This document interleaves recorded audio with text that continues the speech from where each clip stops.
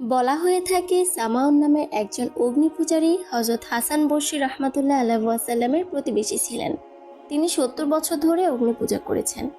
বার্ধক্যের কারণে একদিন তিনি অসুস্থ হয়ে পড়লেন। অনেক চিকিৎসা করার পরও আর সুস্থ হলেন না। হজরত হাসান বসরি রহমাতুল্লাহ আলাইহি ওয়াসাল্লাম তার কথা শুনে প্রতিবেশীর হক আদায় করতে তাকে দেখতে চান। তিনি তাকে বললেন, আপনি সারা জীবন শিরক আর কুফরি করেই কাটিয়ে দিলেন। এখন শেষ বয়সে আল্লাহর প্রতি ঈমান আনুন, হয়তো আল্লাহ তাআলা আপনার ওপর রহম করবেন।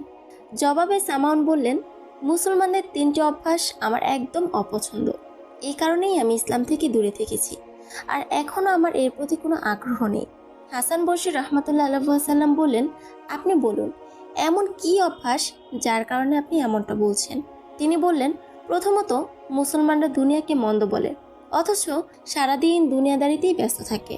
দ্বিতীয়ত, মৃত্যুকে ভয় পাওয়া সত্ত্বেও মৃত্যুর জন্য কোনো প্রস্তুতি নেয় না, কোনো আমল করে না।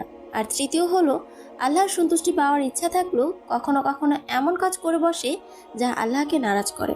এই কথা শুনে হযরত হাসান বসরি রহমাতুল্লাহ আলাইহি ওয়াসাল্লাম বলেন, আপনার কথাগুলো বেশ যুক্তিসঙ্গত, কিন্তু আপনি শুধু এটার জন্য নিজের জীবনের ৭০ বছর অগ্নিপূজায় বরবাদ করে দিলেন।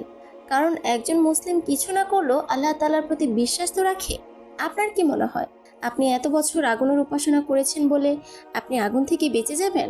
আর আমরা আগুনের উপাসনা করিনি বলে আগুন আমাদেরকে জ্বালিয়ে দিবে? এই কথা বলে হযরত হাসান বসরি রহমাতুল্লাহ আলাইহি ওয়াসাল্লাম বললেন, আগুন জ্বালানো হোক, সামাউন আর আমি নিজেদের হাত আগুনে রাখবো। দেখা যাক আগুন অগ্নি উপাসককে জ্বালায় নাকি আল্লাহর উপাসককে। এরপর জ্বলন্ত আগুনের ওপর তিনি নিজের হাত রাখলেন। আল্লাহর রহমতে আগুন তার কোনো ক্ষতি করতে পারল না। এই দৃশ্য দেখে সামাউনের হৃদয়ে হেদায়েত পরিপূর্ণ হয়ে গেল। তিনি তখনই হযরত হাসান বসরি রহমাতুল্লাহ আলাইহি ওয়াসাল্লামের কাছে হাত জোড় করে অনুরোধ করলেন যে, হযরত, এই মুহূর্তে আমাকে কালেমা পড়িয়ে দিন। সারা জীবন কুফর ও শিরক করে কাটিয়ে দিলাম, এখন জীবনের শেষ পর্যায়ে এসে পড়েছি, না জানি কখন সময় শেষ হয়ে যায়। সেই সাথে তিনি আরও বলেন যে, আমি যদি আল্লাহর উপর ঈমান আনি, তবে আপনি কি আমাকে নিশ্চয়তা দিতে পারবেন যে আমি আযাব থেকে বেঁচে যাব? হযরত হাসান বসরি রহমাতুল্লাহ আলাইহি ওয়াসাল্লাম তখন বললেন, কেন নয়, আমি আপনাকে লিখে দিতে পারি, যদি আপনি মুসলমান হয়ে যান তবে আল্লাহ তাআলা আপনাকে অবশ্যই ক্ষমা করে দিবেন। এরপর একটি প্রমাণপত্র তৈরি করা হলো, যার মধ্যে হযরত হাসান বসরি রহমাতুল্লাহ আলাইহি ওয়াসাল্লাম এবং আদিল হাজরাতের স্বাক্ষর নেওয়া হলো। অতঃপর সামাউন কালেমা পাঠ করে মুসলিম হয়ে গেল। মুসলিম হওয়ার সাথে সাথেই তিনি ইন্তেকাল করলেন। হযরত হাসান বসরি রহমাতুল্লাহ আলাইহি ওয়াসাল্লাম তাকে গোসল দিলেন, কাফন পরালেন এবং সেই প্রমাণপত্র তার হাতে দিয়ে দিলেন। এরপর নিজেই তাকে কবরে নামিয়ে দিলেন। রাতে হযরত হাসান বসরি রহমাতুল্লাহ আলাইহি ওয়াসাল্লাম এক মুহূর্তের জন্য ঘুমাতে পারেননি। তিনি সারা রাত নফল নামাজ আদায় করতে থাকলেন এবং আল্লাহর কাছে দোয়া করতে থাকলেন, হে রব, আমি তো নিজেই গুনাহগার, আমি অন্য কাউকে কিভাবে নিশ্চয়তা দিতে পারবো? আমি এখন সাক্ষী দিয়েছি, আপনি আমার সম্মান রক্ষা করুন, নয়তো কিয়ামতের দিন কিভাবে আমি তার মুখোমুখি হব, যে ব্যক্তি আমার কথায় কালেমা পাঠ করেছে। এরপরে তিনি ঘুমে আচ্ছন্ন হয়ে পড়লেন। ঘুমের মধ্যে তিনি একটি স্বপ্ন দেখলেন যে সামাউন মাথায় মুকুট আর সুন্দর পোশাক পরিধান করে জান্নাতের বাগানে হাঁটছেন। হাসান বসরি রহমাতুল্লাহ আলাইহি ওয়াসাল্লাম বললেন, হে সামাউন, আপনি কেমন আছেন? তিনি জবাব দিলেন, হে হাসান বসরি, আমি বলার কোনো শব্দ খুঁজে পাচ্ছি না যে খোদা আমার উপর কতটা মেহেরবানি করেছেন। তিনি আমার সমস্ত গুনাহ মাফ করে দিয়েছেন, আমাকে জান্নাতে প্রবেশ করিয়েছেন, তার দাদিদের সৌভাগ্য দিয়েছেন এবং এমন পুরস্কার দিয়েছেন যা আমি বর্ণনাও করতে পারবো না। এরপর তিনি সেই প্রমাণপত্র হযরত হাসান বসরি রহমাতুল্লাহ আলাইহি ওয়াসাল্লামকে ফেরত দিয়ে দিলেন এবং বললেন, এখন আপনার কোনো দায়ভার নেই, এখন থেকে আপনি সব দায় থেকে মুক্ত। হযরত হাসান বসরি রহমাতুল্লাহ আলাইহি ওয়াসাল্লামের যখন চোখ খোলে, তখন তিনি অবাক হয়ে যান, কারণ সেই প্রমাণপত্র তার হাতে ছিল, যা তিনি সামাউনকে দাফনের সময় তার কাছে দিয়ে এসেছিলেন। তিনি দ্রুত সিজদায় পড়ে গেলেন আর বললেন, হে মালিক, আপনি কতটা দয়ালু ও মেহেরবান। একজন অগ্নি পূজারীকে, যে নাকি ৭০ বছর ধরে আপনার নাফরমানি করেছে, আর যখন সে একটি কালেমা পাঠ করেছে, আপনি তার সকল নাফরমানি মাফ করে দিলেন। শুধু তাকে ক্ষমাই নয়, এমনকি আপনি তাকে সম্মানের সহিত জান্নাত দান করলেন। জবাব এলো, হাসান বসরি, তুমি আমার ভরসায় তাকে কথা দিয়েছিলে আর একজন পথভ্রষ্টকে সঠিক পথ দেখিয়েছিলে, তাহলে আমি কেন তাকে ক্ষমা করব না? একদা এক ব্যক্তি ফজরের নামাজ আদায়ের জন্য হযরত হাসান বসরি রহমাতুল্লাহ আলাইহি ওয়াসাল্লামের মসজিদে গিয়ে দেখেন মসজিদের দরজা ভেতর থেকে বন্ধ ছিল। ভেতর থেকে হযরত হাসান বসরি রহমাতুল্লাহ আলাইহি ওয়াসাল্লামের দোয়া করার শব্দ শোনা যাচ্ছিল আর অনেক লোকের আমিন বলার গুঞ্জনও শোনা যাচ্ছিল। তিনি ভাবলেন, হয়তো হযরত হাসান বসরির কোনো প্রিয়জন বা বন্ধু এসেছেন। সে কিছুক্ষণ বাইরে অপেক্ষা করল।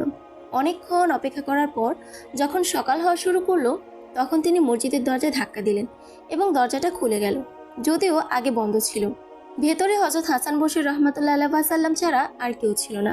তিনি ভেতরে গিয়ে নামাজ আদায় করলেন আর হাসান বসরি রহমতুল্লাহ আলাইহি ওয়াসাল্লামকে জিজ্ঞেস করলেন, হুজুর, আমি তো মসজিদের দরজা বন্ধ পেলাম আর আপনার দোয়া আর সম্পূর্ণ জামাতের আমিনের শব্দ শুনলাম, কিন্তু কিছুক্ষণ পর যখন দরজাটা খুলে গেল তখন দেখলাম মসজিদে আপনি ছাড়া আর কেউ নেই। আসলে ঘটনাটা কি যদি বলতেন? হযরত হাসান বসরি রহমতুল্লাহ আলাইহি ওয়াসাল্লাম তাকে বললেন, চুপ থেকো আর এই কথা কাউকে বলো না। প্রতিদিন ফজরের নামাজের পর এখানে জিন আর পরীদের একটি জামাত আসে আমার ওয়াজ শুনতে, আর শেষে দোয়া হয়। আজকেও তারা এসেছিল আর ওরাই দরজা বন্ধ করে রেখেছিল, আর যখন তারা বাইরে বের হলো তখন তুমি বুঝতেও পারলে না। ইমাম আবু ওমর রহমতুল্লাহ আলাইহি ওয়াসাল্লাম কোরআন শরীফ পড়াতেন। একদা তার কাছে একজন কোরআন শরীফ পড়তে আসে। তাকে পড়ানোর সময় তিনি খেয়ানতের আশ্রয় নেন। এ কারণে আল্লাহ তাআলা তাকে শাস্তিস্বরূপ পুরো কোরআন শরীফ ভুলিয়ে দেন। তিনি কাঁদতে কাঁদতে হযরত হাসান বসরি রহমতুল্লাহ আলাইহি ওয়াসাল্লামের কাছে গিয়ে ঘটনাটা খুলে বললেন। জবাবে তিনি বললেন, তুমি হজের জন্য রওনা দাও, কারণ এখন হজের সময় চলছে, আর হজ থেকে ফিরে এসে মসজিদের সামনে তুমি একজন বুজুর্গকে দেখতে পাবে। তিনি দরুদ আর জিকিরে ব্যস্ত থাকবেন। যতক্ষণ না তার জিকির শেষ হয় ততক্ষণ পর্যন্ত তার সাথে কোনো কথা বলবে না। যখন তার জিকির শেষ হবে তখন তুমি তাকে নিজের এই ঘটনাটা বলবে। তার দোয়ায় তুমি আবার আল কোরআনের জ্ঞান ফিরে পাবে। আবু ওমর ঠিক তেমনটাই করলেন। হজ আদায় করলেন, এরপর মসজিদে পৌঁছালেন। সেখানে গিয়ে সেই বুজুর্গকে দেখতে পেলেন। অনেক মানুষ তাকে ঘিরে বসেছিল। কিছুক্ষণ পর সাদা ধবধবে পোশাক পরিহিত একজন সেখানে এলো। সবাই তার কাছে গিয়ে বসলো। কিছুক্ষণ কথা হলো, এর মধ্যেই নামাজের সময় হয়ে গেল। সাদা পোশাক পরিহিত ব্যক্তিটি সেখান থেকে চলে গেল। অন্য লোকেরাও চলে গেল। যখন সে বুজুর্গ একা হয়ে গেলেন তখন আবু ওমর তার কাছে গেলেন। তাকে সালাম জানিয়ে তিনি নিজের সব ঘটনা খুলে বললেন এবং দোয়া চাইলেন। বুজুর্গ ব্যক্তিটি আসমানের দিকে তাকিয়ে দোয়া করলেন। তার দোয়া শেষ হওয়ার আগেই আবু ওমর আল কোরআনের জ্ঞান ফিরে পেলেন। আবু ওমর এতটাই খুশি হলেন যে ওই ব্যক্তির পায়ের সামনে নত হয়ে পড়লেন। তিনি আবু ওমরকে নিজের পায়ের সামনে থেকে উঠিয়ে জিজ্ঞেস করলেন, তোমাকে আমার কাছে কে পাঠিয়েছে? তিনি জবাব দিলেন যে হযরত হাসান বসরি পাঠিয়েছেন। এটা শুনে তিনি আবু ওমরকে বললেন, কিছুক্ষণ আগে তুমি কি একজন সাদা পোশাক পরিহিত ব্যক্তিকে দেখেছ? তিনি উত্তর দিলেন, হ্যাঁ দেখেছি। তিনি বললেন, তিনি হযরত হাসান বসরি ছিলেন, যে কিনা প্রতিদিন বর্ষা থেকে জোহরের নামাজ আদায় করে মক্কায় আসেন। এখানে আমরা ওয়াজ, নসিহত এবং পরামর্শ দিয়ে থাকি, আর যখন আসরের নামাজের সময় হয়ে যায় তখন তিনি বর্ষায় ফিরে যান। হযরত হাসান বসরি যেই লোকদের ইমাম, তাদের আমার কাছে দোয়া করানোর কি দরকার? এক সময় হযরত হাসান বসরি রহমতুল্লাহ আলাইহি ওয়াসাল্লামের সাথে একটি ছোট কাফেলা হজের উদ্দেশ্যে বায়তুল্লাহর দিকে যাচ্ছিল। প্রথমধ্যে কাফেলার লোকদের অনেক পিপাসা পেল।